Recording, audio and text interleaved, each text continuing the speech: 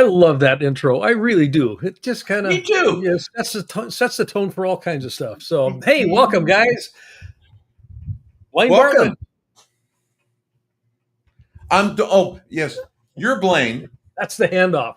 I'm Doland. Yeah, that's it. That's figuratively and literally. Walk. Say something. You're kitty. I know. Yes, and I'm Doland White. And welcome to the Power of You, where this is completely rehearsed. As you can tell, we are professionals. We got this wired. So hey, we know how to roll. We just kind of if you can't know how to dance by the time you get to be our age, then yes. That's Yeah. What are you got going a to do? whole different problem at that point. Oh, whole different problem. Whole different problem. Yeah. Oh man. So welcome. We've got the Power of You here. I'm going to just add that to the stage here so we can actually certify it. There we are, the Power of You. We've been looking at the last 4 episodes at W. Edwards Deming's 14 Principles of Management. And we're actually overlaying leadership on top of that. But Deming's, and we'll talk about this in just a minute here. But he's the basically the recognized father of anything to do with total quality management, TQM, whether it's Six Sigma or Agile or Scrum, or you just kind of fill in the blank with it. His material is the source material that all of this stuff is built on, and there is a very definite leadership component to this. He talks about it in a context, of management, but there's a lot to be said about where you want to draw the line between leadership and management. We're falling on the side of leadership right now. Yeah, in these discussions. So this is episode number 5, and we are going to be tackling the last 2 of his 14 principles. The last 2. Yeah, it's been fun because I think a lot of people, and especially with Deming's, we call it parenthood. With his parenthood, things that have evolved into other areas. But to kind of step back and look at it from a leader's perspective, when I first learned Deming, it was really all about how do I manage stuff. Mm-hmm. And it was I was in it from a pure TQM perspective, working with Xerox PARC, and we were doing stuff, man. And if I didn't, and they grilled me, if I didn't know Deming, we weren't working together. Yep. And that was their line. And for you youngsters out there, Xerox PARC at the time was like the development place on the planet. That's where new stuff was coming out of. I mean, it was really innovative. One of the very first companies I ever came across that was actually doing anything with this, it was when I was living in Japan. Which is where the Deming Prize is actually awarded, which is the essentially the business equivalent in Japan to the Baldrige Award here in this country. And it's all organized around quality. And the Deming Prize is a big deal. Well, Motorola was one of our clients when I was working over there. And I knew the head of the Japanese division of Motorola at the time, and they were really involved in Six Sigma work. I mean, they were deep into Six Sigma. I think they were one of the first large organizations in the world that actually kind of embraced Six Sigma and went to town with it and made a big difference. Big difference what they were doing. Yeah, so it's fun. It's kind of fun to take that, to kind of come back and revisit it. And I'm sure it's new for some of you listening to this, because you hear about, there's a lot, we contemporary writers around leadership, but it is fun to go back to kind of the roots and the foundation that was laid under a lot of the things that we talk about today as leaders and focusing inside of organizations. So this has been fun. It's kind of sad to do the last 2. I think we're going to run out of things to talk about after this. So actually, I don't think that's true. Oh yeah, that's right. we got a whole bunch of stuff in the wings, all kinds of goodies. More. Yeah. But we're going to change those of you that have been following along on this slide usually appears much later in the conversation. But the wisdom of my sage advisor here, my sage partner, my sage collaborator, he said, why don't we start with the symptoms? Because that's what all this stuff is about addressing. So, duh. Well, yeah, that's a good idea. Hello. So let's move that slide up. Yeah, so here we are. So we're going to talk about symptoms. So we had it always at the back of, and we've worn you out by the time we get to the symptoms. So we're starting with the symptoms now, but it really is, one of the first things I think a lot of leaders you'll see in your organization is stale skill sets, stagnant thinking, right? Your business, you're not evolving, which means you're not innovating. You're not thinking. If you're not, because what got you here won't get you there. So the business, you stop evolving because no one's learning. Teams recycle old solutions for new problems and fall behind, which just happens all the time. We did this before. So if I do it again, this problem smells kind of like that other problem. So I should be able to do that again, and it's going to be fine. What's interesting about that particular, and it crops up all the time.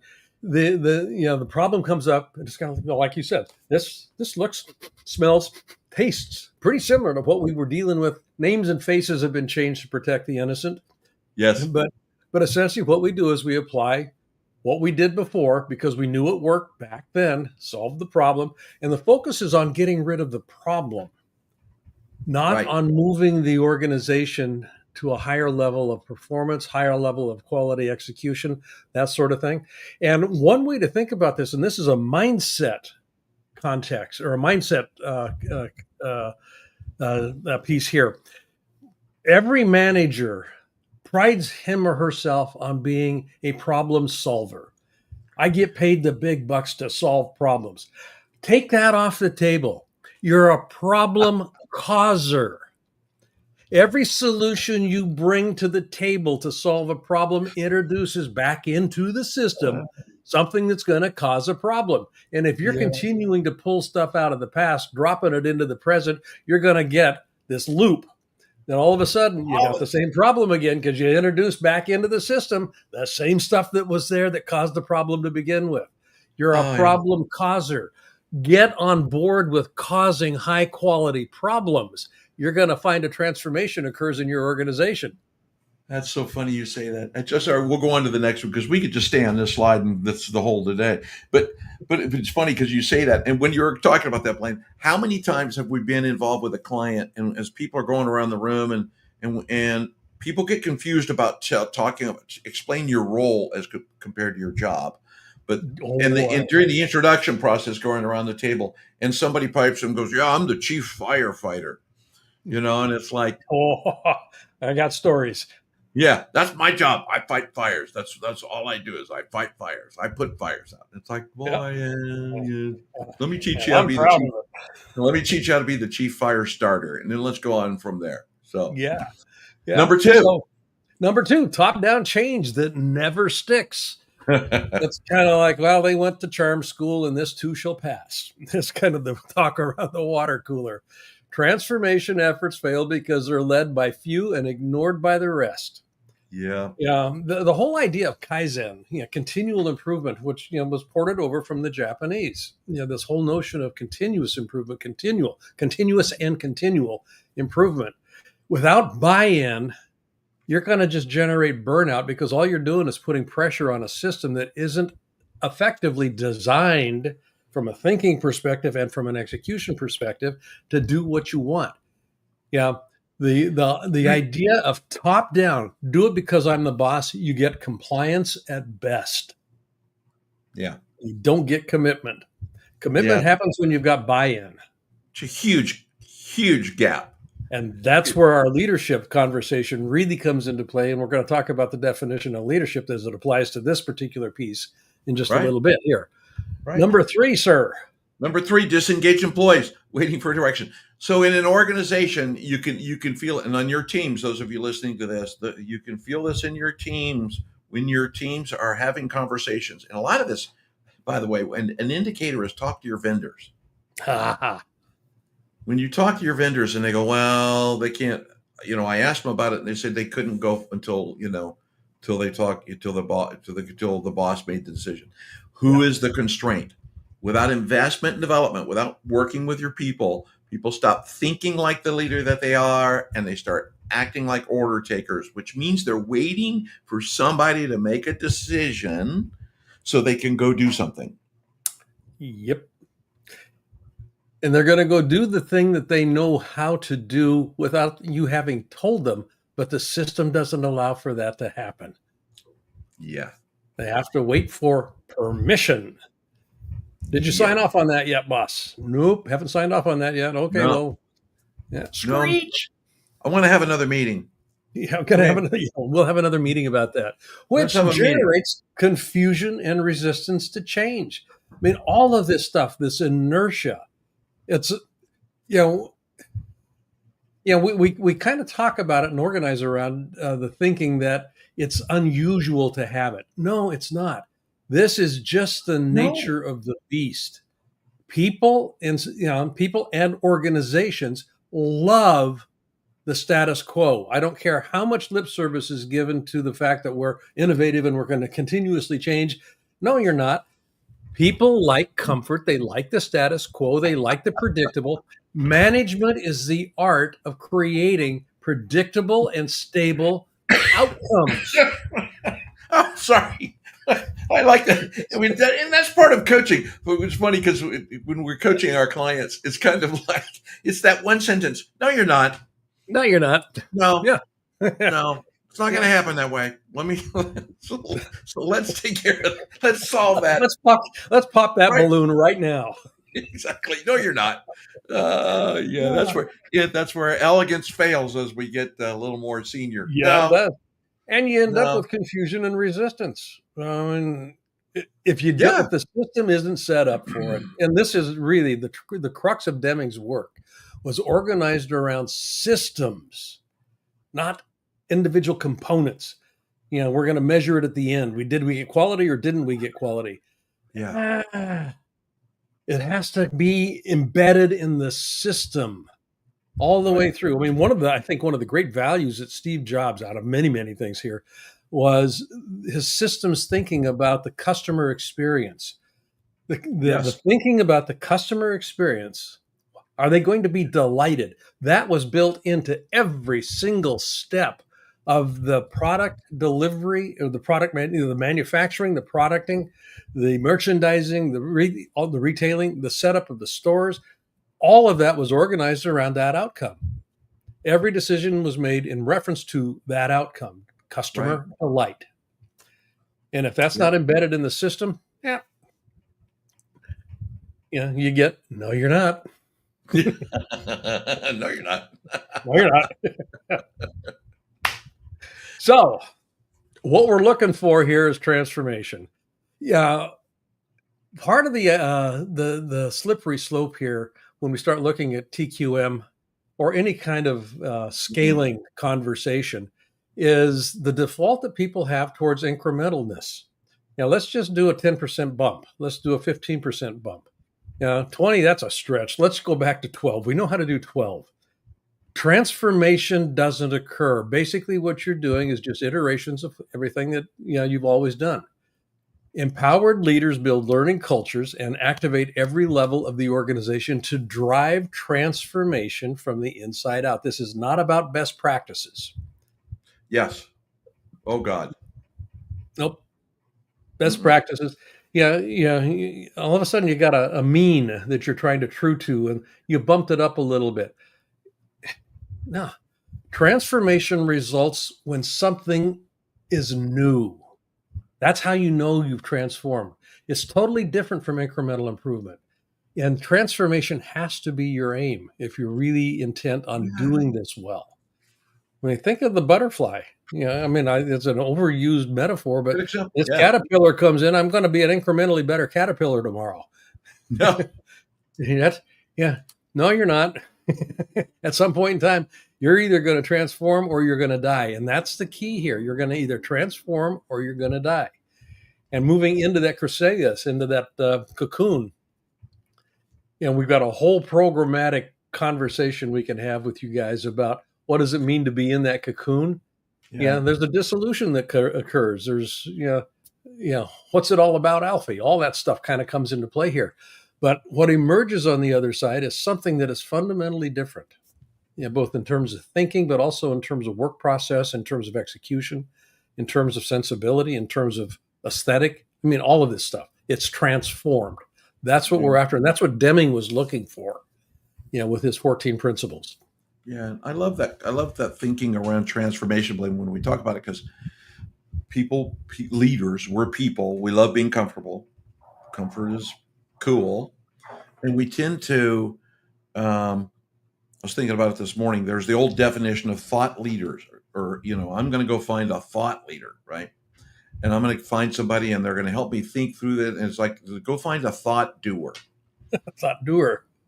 Go find a thought doer. You want people that have good thoughts, but but focusing on that inside out, because it is the new, which is change, which is uncomfort, which is conflict, which by the way, that guy that's on your team that's putting out fires, this will keep him or her busy. So, yes, it will.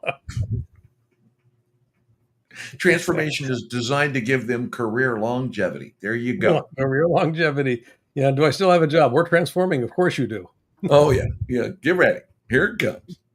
So who is this guy Deming? Well, like I said, right at the beginning, he basically laid the foundation for TQM. This goes back to the 1950s after World War II. Yeah. And he was, Deming was a statistician. I mean, you look up statistician in the dictionary, you're going to see Deming's picture. I mean, does he look like a statistician? Of course he does. Yes, he does. The only thing missing is the pocket protector. I'm sure it's under the jacket. It's probably, yes, it's in there. I had pocket protector. Anyway, never mind. Oh, I did too at one point in time. But the idea here is, he was you're never a hero in your own backyard. So he brought his ideas around how things could be improved. And that was where he was focused, the improvement. Brought it to the American automotive industry and said, here's what we could do, guys. You could be so much better. And they went, yeah, fine. We're doing fine just now. Yes. So he went to Japan. He didn't go to Japan. He was asked to come to Japan. Somebody over there kind of got a sniff of what he was up to. And the long story short is he completely transformed their manufacturing capabilities, sensibility, and process to where, back when I was a kid in the 1950s, made in Japan was a laughingstock. Yeah. I mean, it was not considered to be a quality product at all. Fast forward to the 1970s, 1980s, when they were, Japan Inc. was handing the American manufacturing world its lunch, and it had already been eaten. Yeah. So, and that was directly a result of what Deming was doing. So his whole idea, it's literally transformative if it's embraced well. Point 13 and 14. He's got 14 principles that he works with. That's what we're talking about today. So we're talking about institute a vigorous program of education and self-improvement, put everyone to work on the transformation, and we have all the 14 points at the end. So if you want to you want to do a screenshot, grab all the 14 points. Yeah, we'll get them all. But we'll tell you how to get it. We'll tell you how to get it. Yeah, that symptom slide that we started with at the beginning. These two in particular are targeted at those particular symptoms.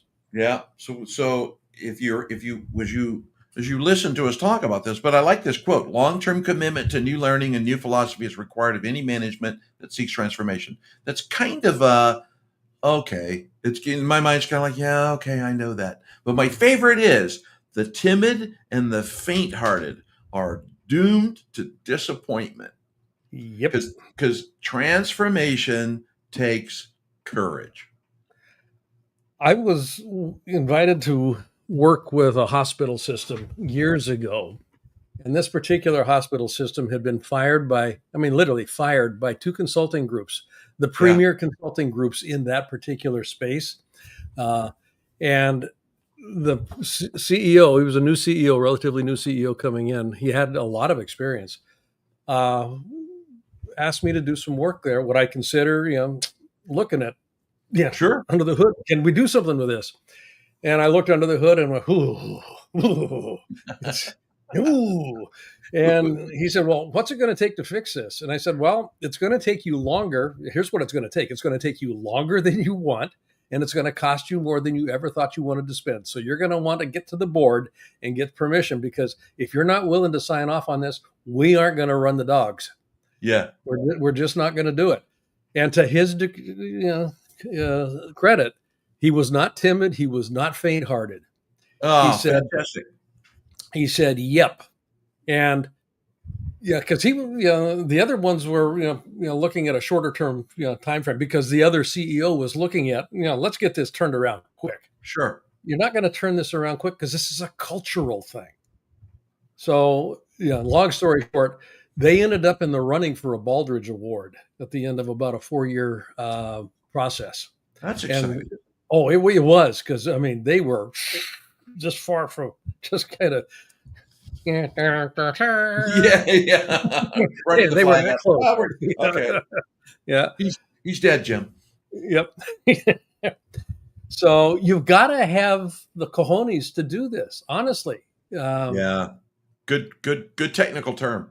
Good technical term. Yes. That's right. Yep. Very much so. So what do you need to do this? This is where this comes into play. We got a foundation of 4 pillars, which this leadership universe occurs, actually the four pillars occurs within this leadership universe at various levels. And those of you that have been watching this, ad nauseum, here we go one more time with this. But everything happens in a universal context. And typically, when people start thinking about let's improve our quality, it is organized around some sort of a vision statement, which is the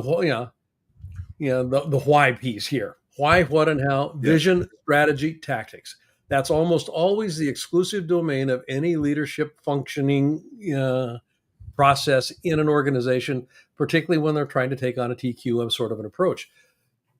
These last 2 areas, the bottom pieces here, mindset and spirit, this is where you really have leverage.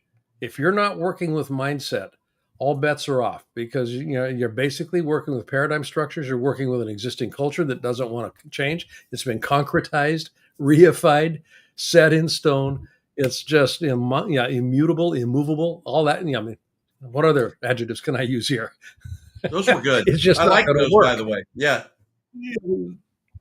So, we use the word imagination here because you start playing with the imagination. What if? What could be? This is where you start to become a very clever problem causer. Yeah. In service of, and we're going to talk about that whole notion of in service of what, for the sake of what, do you want to be a problem causer? Well, all of this takes place, and you're not. We presented as just kind of discrete areas here. The point is, you need to be able to work, and this is where Doland and I particularly spend our time, is working at the mindset area, because that taps into the spirit. That taps into that creative, innovative place that something else becomes possible.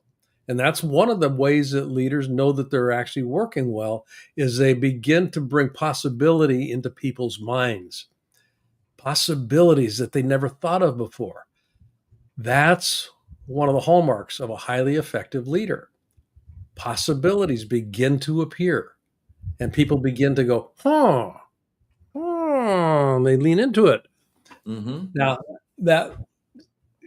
there's a structure for how that happens, and that's where these 4 pillars actually come into play very strongly.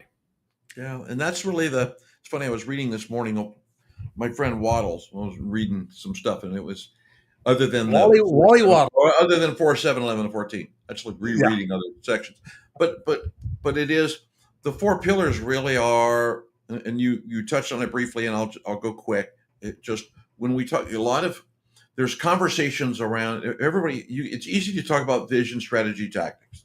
Vision, strategy. There's 1,000 ways you can go do that. There's a lot of ways you could talk about mindset. We got to think differently, and you got to work on your paradigms. And the 4 pillars are, and you touched on this, and which is the concretizes, I think is the word you used.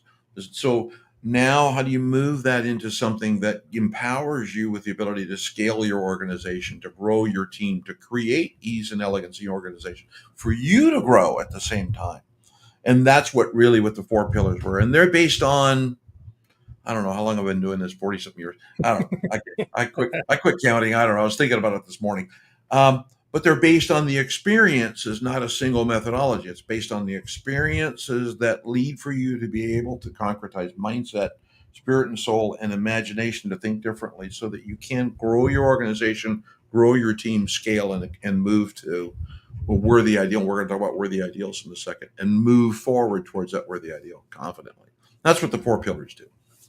So it's a way of working, and the context is the leadership universe. Leadership. Yes. Influencing others in order to co-create coordinated movement in pursuit of a worthy ideal. Bingo. That's the definition that we work with. It's not about command and control. It's not about telling. It's not about my way or the highway. And it's not about a 10% incremental little bump in revenue. No. It's about influencing your state of being, how you show up, how you actually cause movement before you open your mouth, because leaders cause movement. That's what they do. They do it in a whole bunch of different ways. And elegance is what we look for if you're being highly effective. Minimal unintended consequences, minimal unintended consequences. Influencing is the starting point with this. Co-creation. My idea now becomes our idea. They have a say-so in this. And because they have a say-so in this, they want to do something with it. Now it becomes a want to, not a have to. And that coordinated movement piece, because, like I said, leaders cause movement. You're going to be moving people from into possibilities that they never imagined before. That's unfamiliar territory. They don't know how to do the dance in that new space. So toes are going to get stepped on. Guaranteed. How do you coordinate in that context? How do you coordinate in that scenario? That's what we're looking to do here. So coordinated movement doesn't mean no conflict. It means creative use of conflict. Right. In pursuit of something that people say, this matters to me, that worthy ideal. A 10% revenue bump may be something that a shareholder or the board thinks is worthy, but it doesn't get people out of bed in the morning. No, it really doesn't. There's no personal meaning in it. So worthy ideal is personal. Yeah. And it literally goes to that. What matters? What matters? Yeah, it's not the vision, it's not the goals, it's not the objectives. Those are embedded in it, but that's not what a worthy ideal is. A worthy ideal is the answer to the question, what matters? What matters? Yeah, I love it when we talk with clients about this, and when we work with the mastermind around this topic about for the sake of what. This is the root. This is the root of the starting point. Yes. Without an answer to this, for the sake of what matters, there's no start, because everything from that point on is based on an assumption that's incorrect, because you don't know what matters. And it's this is the gate, this is the door, this is the gateway to inspiration, which is different than motivation. Quite. We did a whole section. Those of you that are listening to this and watching this, go back into the archives. We've got a whole thing done on inspiration and motivation that I think you will find fascinating. Go back and listen to that. Go back and listen. So, part of the thread. All right. Future-proof your people. Yeah. Number 13. Future-proof your people. In the work that Doland and I do, we've got a leadership model that we call the ACT model, ACCCT, ACT. Right. Leaders cause movement. They do it by acting. Yeah, nothing happens until something moves. So there's action involved. The A in the ACT model stands for awareness. Awareness expands choices. The greater my awareness, the greater our awareness of the environment in which we're working, of the systems that are in place, of the way that the culture is aligned, where the bottlenecks are, where the leverage points are. Awareness brings choice into the forefront. Didn't know that we could do it that way. Interesting. Never saw that option before because awareness wasn't there. So awareness expands choice, and you want to have people beginning to actually think in this way. What am I noticing? What am I not noticing? I mean, that's a great question to bring to the table sometimes. What are we not noticing here, guys? What are we not noticing? Such a good question. Yeah. Self-development is the foundation of leadership effectiveness. I mean, when you start thinking about mastering anything, it starts with self-development. Your organization's success is a function of your self-development. Your organization's only going to go as far as you have. That's probably one of the strongest axioms of leadership I can think of. Yeah. You set the ceiling on where things go. Yeah. And then you make learning a shared commitment. This goes back to the notion of co-creation. You want to not just co-create an outcome, you want to co-create the learning that generates the outcome. So there's clear expectations about roles and responsibilities. And Doland, you'd mentioned, role, job. What's my job? Versus role. Yeah. So there's a topic. That's a topic. That's a fascinating topic. Yeah, you can. Yeah, I did this with a team one time, and I had them go around the room. What's your job and what do you get paid for? Yeah. And it was going, oh, hadn't thought about that. Oh, wait, hang on. Yeah, because there's expectations that get embedded, and people don't really voice those, and those are part of the system. That's part of the mindset. What do you get paid for? Oh, I get paid for doing that. Well, that's not part of your job description. I know, but I get. This is. But if I didn't do that, this place would fall apart. One of my favorites. So they go under without me. Yeah, you get feedback loops built in. Right. Yeah, they go under without me if I'm not here. Yeah, but the feedback loops, I love that shared commitment, because one of the I don't want to lose track of it. If you're listening, as you're listening to this, and think about it, because there's a couple of things you touched on, I think, that are really important. No matter what's happening inside of the organization, as a leader, you're being watched. Yes. And you're not being watched you get watched for the decisions you make, and you get watched for stuff, but you get watched for who you are. And what people are looking for is that commitment. Are you growing? Are you striving? Are you communicative? They watch for who you are. So you're watched. So that self-development piece as a leader, if you're not focused on self-development and not moving yourself forward, and the old analogy is stay in the study, right? If you're not staying in a study, or if you're in a gym, you're doing your reps, right? You're doing squats and lifts and all that kind of. If ever I went to the gym, I used to do that. But anyway, but way back when. You got to stay in that. But that becomes the gateway to that shared commitment, and that's where people they're not going to commit if you're not committed. And the feedback loop isn't, are you doing it? You're right. It's a feedback loop. Learn? Yeah. What did you learn? What did you do with it? Yeah. How did it go? Should we do more of it or less of it? Or what did you think about? It is not about, did you study? I saw that you were 10 minutes late to the meeting, and therefore, my feedback is show up on time. Yeah. It really is about that. But that's that. But we didn't get to the last one there, but that's. But it does. It fuels in. When you're looking at the title here, future-proofing your people.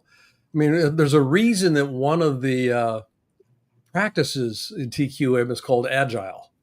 It has to do with the organization's, the team, the system's ability to pivot quickly and with intention. Yeah, for the sake of what are we pivoting here? We're agile. We need to shift this. We need to do that. That happens when learning is in place. And when the future proofing is in place here, those sorts of course corrections come to be expected. So you're actually future proofing in the sense of getting people used to continual and continuous change, which is one of the hallmarks of Kaizen, of TQM. That's what you're looking to do there. And that's how that begins to show up. Yeah. We're making transformation everybody's job. So this is tough. Yeah. This is tough. There is an old wives' tale that leaders lead change. Change is everybody's business. Everybody. Well, if we begin to kind of take a look at the definition of leadership, of leader causes movement.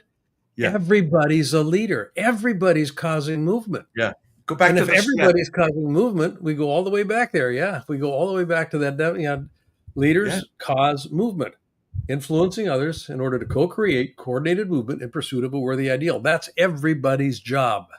That's not a titled position. It's not a titled position. Yeah. Everybody leads. Everybody leads. Everybody That's leads. where transformation begins to occur. There are no managers. Management is an activity. Manager is not a title. Management is what you do. And then the next bullet, right, which is we talked about this in the definition of leadership, and I love the fact that, and by for those of you who are listening to this and you've heard this, it's like, guys, you talk about this every time. Yes, we talk about it every time. Yes, we talk about it every time, and we'll talk about it every time going forward. So just buckle up, Lucy. We're doing it. So but leadership is co-created. It is, we do this together, and it is movement. That's a leader's job. And by the way, everybody creates movement, which is that leadership. The leaders are the founders and CEOs and VPs and all that stuff. They create movement. You create movement. If you're the forklift driver, you're creating movement. It has nothing to do with moving pallets. Right. You are creating movement. There is an outcome to what you are doing. And it is by the whole. So I think it's easy trap to fall into, and it was back in the symptoms where people look to that leader to create that movement, I think, Blaine, and that becomes that constraint, because I'm looking. Now I'm a bottleneck. Yeah. So now that person is now they're bottlenecking. And then real transformation comes from tapping the insights and ideas of the whole team. I forget where it was that it crossed my mind, but it was like, if you really want to know something about people as they show up into a building and as they're doing stuff, go talk to the janitor. Oh, yeah. Yeah. Because they're invisible. They see everybody. They know. Go pay attention. If you want to know something, go talk to the janitor. If you want to know something about the function in your organization, go talk to an executive assistant. Oh, yeah. Frank Betcher wrote that in his book, How I Raised Myself from Failure to Success in Selling, back in the 1920s. Old book. Go talk to the gatekeeper if you want to know stuff. So when transformation comes from tapping into the insights and ideas of the whole team, there's weight and value in those conversations.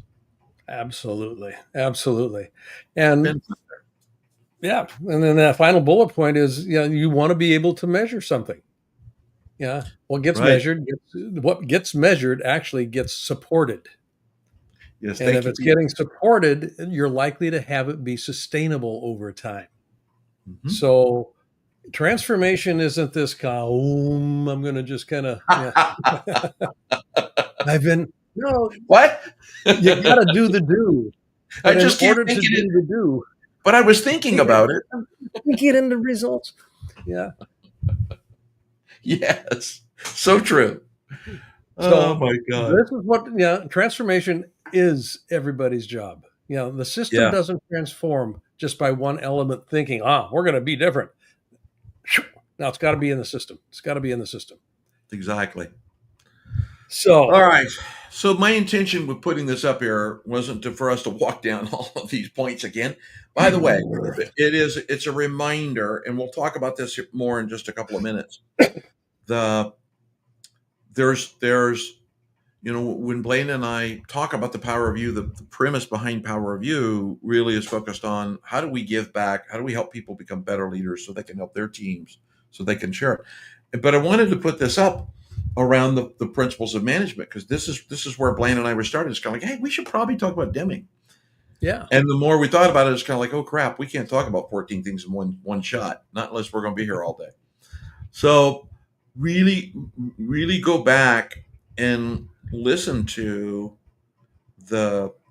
each of the conversations that we've had around Deming and around the principles of management, and you'll start to see the corollaries between what we would call modern leadership thinking and Scrum and ISO and Six Sigma and Kaizen, and you'll start to see that golden thread that stitches all of this together.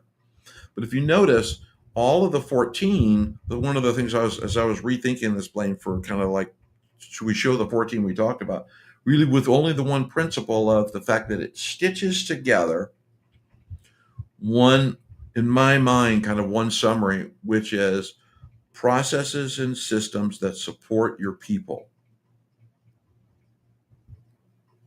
Yep. Because it is your people that create that move towards that worthy ideal, right? We talk about this all the time, where a company, a business is of people in a collection of relationships, of people in relationship. Let me put the words in the proper order. So your thoughts on that? Yeah, well, the only thing that I would add to that definition is thinking. Processes and systems and thinking. Great catch. That produce certain outcomes. We don't check our thinking often enough. Yeah. And how I think is how I am. And how I am determines the success of my company and my team. And how I think determines my net worth. Yes. Right. So that's all right. Yeah. So, goodness gracious. Golly. One more time with failing here. There you go. Now, you know the words, now put some feeling in it. Yeah. So now what do we want you to do with this? And no, go ahead. All right. And so we've been doing the power of using. Gosh, we need to go count them. I think 30. There's about 30 of them now. Golly, coming up on 30. Goodness gracious. So one of the challenges I think that we all face is, so how do I, you guys are doing powers of you. This is cool. The content sounds good. You guys sound like you might know what you're talking about. I don't know. We got like 90 years combined. Blaine's older than me, by the way, but we got it, but we're in it.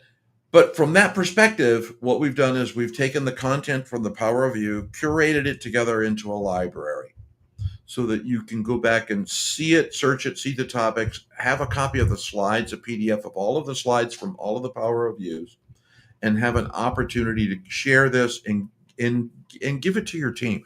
Use it in a manner in which you can enrich the results of your role, not job, your role as a leader. They can call you anything they want, but your role is to lead. So use the curated library in that manner. And in the library, I think there's a couple of more slides in there too. There are, yeah. And in that library, which I think I just said, it's all of the stuff. It's all, we talk about decision making, trust, the 5 lies, which was our first one. We love talking about the 5 lies of leadership. What defines? We spent a whole hour, a whole episode just on we talked about the leadership definition slide: mindset, spirit of business, consciousness, awareness, imagination. 5 episodes just on Deming, 6 episodes on decision making. So go back to these topics, and our intention is to make these available to you so that you have them at your fingertips and you can put them to use today, immediately, right now, to go solve a challenge that you're facing as a leader. So our encouragement is, if you want to know more, I'm not going to tell you all the details here because that's not a good use of your time. Click on the link, leader.blainebartlett.com/power-of-u. I love the hyphens in there. Yes. Power-of-u. But go there, look at the landing page. It'll tell you all about it. There is a cost involved. It's a nominal in cost, but it's a cost that is not a per user relationship. It establishes a relationship where you can share the content with your team, with others, help them become better. We're not in it to create a per user relationship. We're here to proliferate the knowledge with other leaders. So put it to work. So that's your invitation. There you go. Take advantage of it, folks. And we're going to continue doing these. We love doing these shows. Next week, we will be back on Thursday. Sometime around noon. We did this a little earlier this afternoon. We kind of bump each side of noon depending on exactly what show or what client Doland and I are working with. Plan on Thursday. Available. The library gets populated every Thursday with a new episode. So again, next Thursday, brand new episode, brand new topic coming up. And we will see you there. We'll see you then. And until then, have a great rest of your week. There you go. Thank you. Good fun doing Deming with you, Blaine. Always a great time. I love working this thing. And I love hanging out with you. It's a great excuse just to hang out. There's no Eggs Benedict involved yet, but we're going to have to address that at some point in time. We'll have to do one from the restaurant sometime. All right. There you go. Okay. Have a good day. Week, guys.